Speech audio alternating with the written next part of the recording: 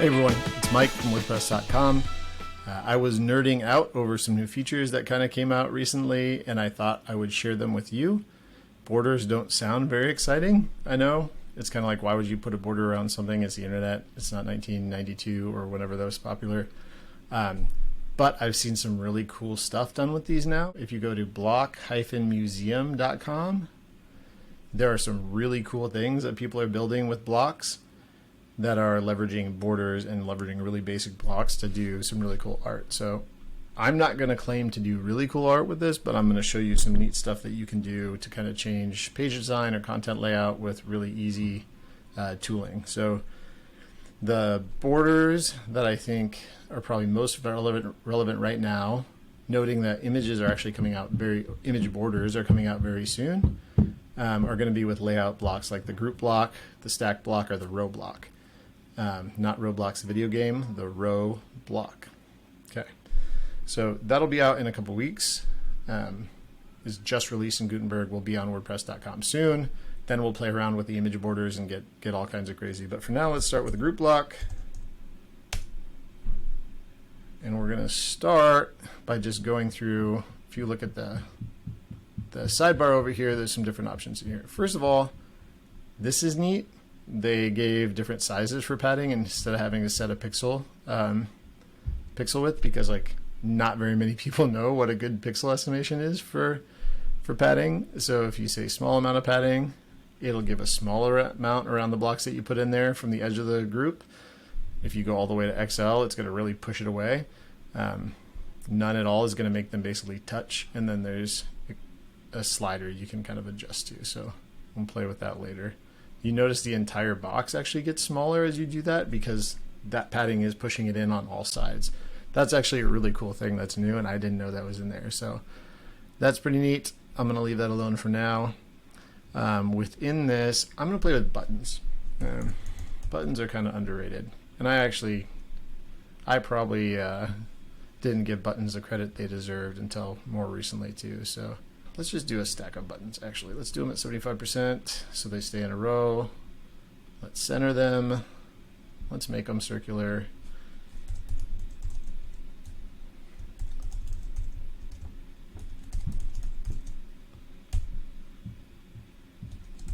Now, the padding thing doesn't really apply the same way it will here, because you have the padding from your group block to your buttons block, and then the buttons block also has padding that controls how much space is between my buttons. Again, I'm not going to go into padding too much, even though I've probably done it more than I planned on anyway. But let's select that group block again, and then I'm going to go check out the border options. Okay. So what you'll notice down here is like, here's your standard border, right? It's set to white, you get it on all sides. That's kind of boring on its own. If you click this little like link, which means all sides are connected, it's going to let you control each side differently. And the other thing is the radius is going to control kind of the angle that's at. So we're going to play with this a little bit. Now, let's see what happens if I drop the border from the top. Okay, you see we're starting to get a little shadow effect on the corners now. And I dropped the border from the bottom, I wonder.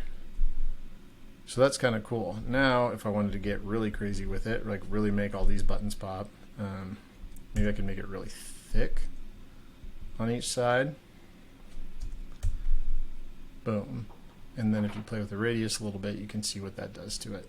That's actually a pretty cool effect. Now, the border color, you can set for each side too. So maybe I want to make that match the button color so it all looks a little bit more uniform.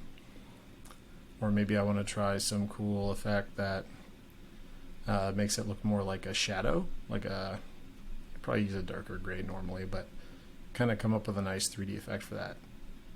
Now the buttons themselves, I believe, also have borders. Yeah, look at this. So now let's unlink the radius. And let's play with this. So now I get some cool shapes in here. That's not actually a border like was on the group block, but it's in the border section, so I'm playing with it anyway. Okay, so we can do that with the group block. We can play with this border quite a bit. Let's get crazy. because I like to get crazy with this. Let's do something different with the top one. I wonder, this is probably going to look terrible, but okay. What happens if I do something like this? Like modern art right here. And bump this up to 50. Oh, bump this up to 50. I mean, that's a pretty cool look for a set of buttons on a page. And then of course you can play around with it, right? So if I want to go to buttons and spread them out, I can. If I want to go back to the padding, this is where you'll start to see this shrink the buttons and give a little bit more space, right? And so the background is also set to the theme styles, but I can play around with that if I really want to, I think. Yeah, so I could blend it like that, and then you get some different kind of shapes. I can go do the opposite and do it like that, and you can't see anything really because too much yellow. But I could switch those buttons back to black and do something different with it. But that's actually kind of cool right there. It's construction site-esque. It's not very Star Warsy, but we're just playing around with borders right now. So you can imagine you can do that. That's just with something like buttons. Let's play with an image now in a group block. So let's do another group block. And again, row and stack are similar, but in the sense of they're going to contain the content within them to be either horizontal or a vertical stack. And so the stacks you can put next to each other and they'll be responsive and adjust with the content that's in there and push your content up and down depending on how squished they are. Rows are going to push your content down and out. So like if you're stepping on something. So stacks are kind of like pushing it together like this. Rows are kind of pushing it together like this, depending on how much is in there, but they contain it for either vertical or horizontal direction. Group just keeps everything together nicely and lets you control the spacing between the things within it. So I tend to go for the group more often than not. So let's pick an image. Let's go to Openverse. I like to go to Openverse so sometimes. Let's go for Star Wars. And ooh, I like these old posters. I've never seen these before. Let's go with Endor. This is actually pretty sweet. Okay, so let's do first, let's pick a duotone filter. That's pretty wild. That's probably obnoxious for a lot of people, but I'm going to do it anyway because I like that color combo. Now let's go back down to the borders and play with this a little bit. So if we want to, on the sides, go out 50. Okay, and I'm going to delete this credit. I think everybody saw it for a second, so we can give them their credit. And so let's create some padding between, see how it's kind of wrapping under the image right now? I think what we should do is create some padding between the image and the group block. It's going to overlap just slightly. So what we should do is probably get it to be the color that I want it to be and contain it within there. And maybe the radius is too curved. Maybe we want it to be a little more square so there's a straight edge there. So then I can line it up with the edge of that and it almost connects, which was kind of cool. I don't know if you saw that kind of snap into place, but that was kind of neat, I thought. I can even stretch it out further past that if I want to, but this is another way to do it. If you didn't notice, I hit Command Z. I did a little recording on keyboard shortcuts. That's undo. I use it a lot. So let's change the color of the border down there to this neon-y, greeny kind of color. That's pretty darn close. So let's say it's that for now. And then I'm actually not a huge fan of the roundedness of this, so I'm wondering if I might want to change that later.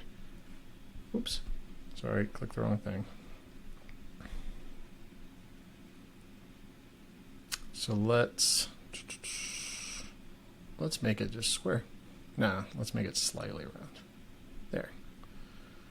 Okay, and we'll do the same thing over here.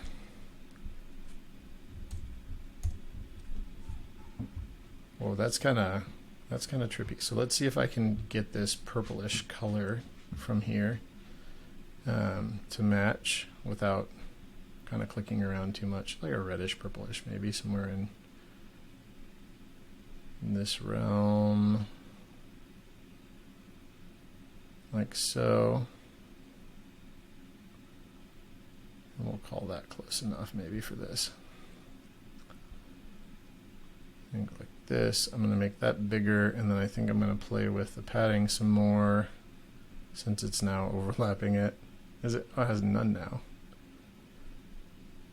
So that's kind of cool. So if you look at this right now, we just created a border around the group and an overlap with the image itself.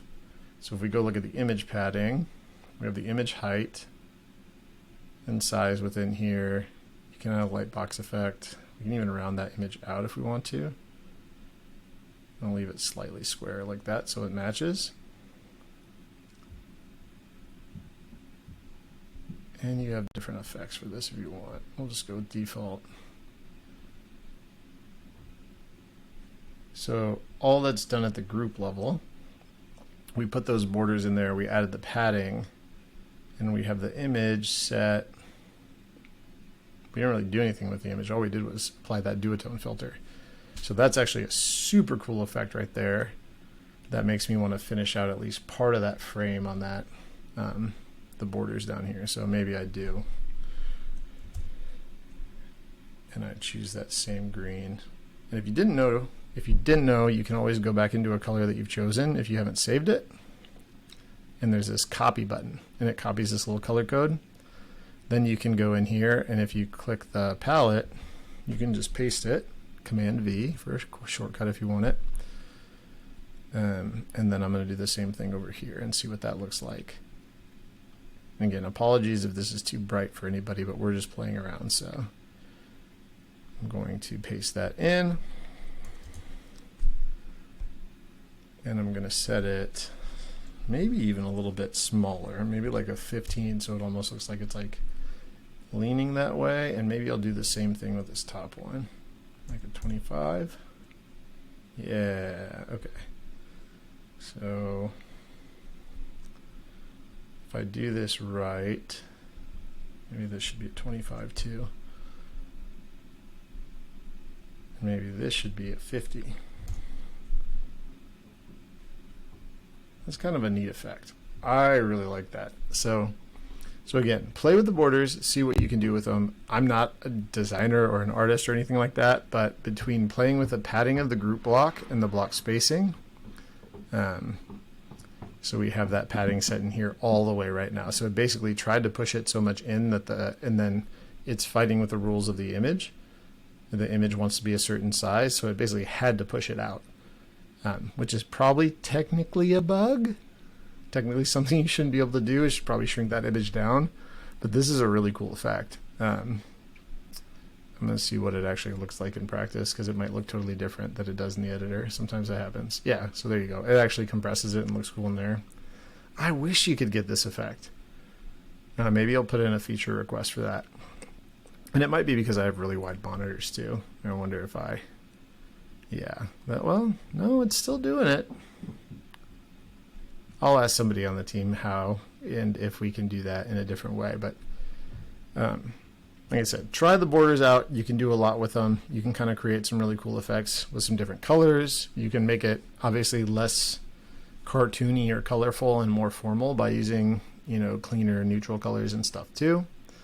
But play around with this stuff, because it can turn some of the same content elements that you've been using into something a little bit more fun and different, and make it feel a little bit more, let's say, creative or unique, and bring people's attention to it. Like presenting a button in something like this might outperform or might get a lot more clicks to whatever you're trying to do, or maybe a subscribe email form or something like that that kind of breaks the design mold And it's really cool that you don't have to have an engineer or anybody go do that for you. You can just play around with these blocks and create some really cool stuff. So I encourage everybody to do that. Keep an eye out. We've been publishing new features that come out on the WordPress.com blog. So keep an eye out for those. Watch your emails for things like that. But we'll keep publishing videos to cover all the new features too. So if you haven't, go ahead and hit subscribe. And we'll keep publishing new stuff and showcasing new features for you.